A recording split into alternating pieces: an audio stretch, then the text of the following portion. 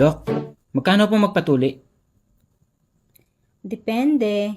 Pag sa lalaki, 2,500. Pag sa bakla naman, 18,000. Ha? Ang laki naman yata ng diferensya, Dok. Siyempre, pag bakla kasi, kasama ang itlog. Nako, Atong, lasing ka na naman.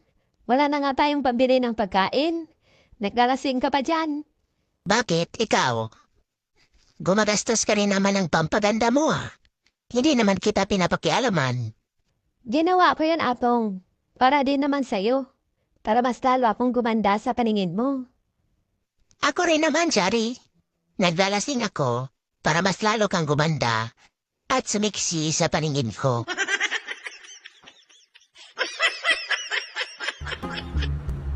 Jack, kung marunong ka lang sanang maglaba, edi sana makakatipid tayo ng 2,000 sa bayad kay Inday. Hay nako, kung magaling ka lang sana sa kama, edi sana, nakatipid tayo ng 10,000 kay kumpare.